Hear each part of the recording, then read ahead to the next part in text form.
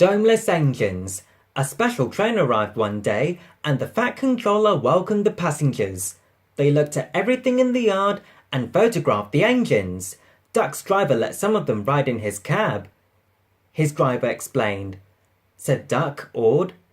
Smiled his driver. Duck found City of Truro at the coaling stage. He asked shyly. Smiled the famous engine.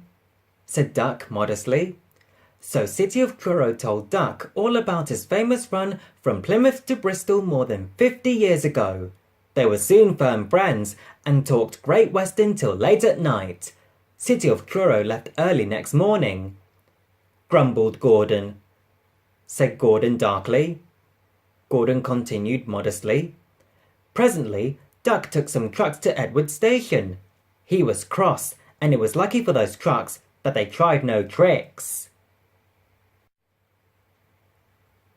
Called Edward, said Duck, and he told Edward about City of Truro and what Gordon had said. Soothed Edward. Gordon's boiler seemed to have swollen larger than ever. He was running very fast. He swayed up and down and from side to side as his wheels pounded the rails. He panted. His train rocketed past and was gone. Edward chuckled and winked at Duck. He said. Duck was still cross. He snorted. Gordon's driver eased him off. He said Gordon, but he said it to himself, remarked his driver. His fireman grabbed the brake handle to steady himself. Soon, Gordon began to feel a little queer. He thought. But by then, it was too late. They met the wind on the viaduct. It wasn't just a gentle wind, nor was a hard, steady wind.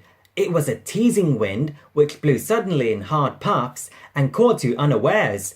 Gordon thought it wanted to push him off the bridge. He said firmly. But the wind had other ideas. It curled round his boiler, crept under his loose dome, and lifted it off and away into the valley below. It fell on the rocks with a clang. Gordon was most uncomfortable. He felt cold where his dome wasn't, and besides, people laughed at him as he passed. At the big station, he tried to wheesh them away, but they crowded round no matter what he did. On the way back, he wanted his driver to stop and find his dome, and was very cross when he wouldn't. He hoped the shed would be empty, but all the engines were there waiting, said a voice.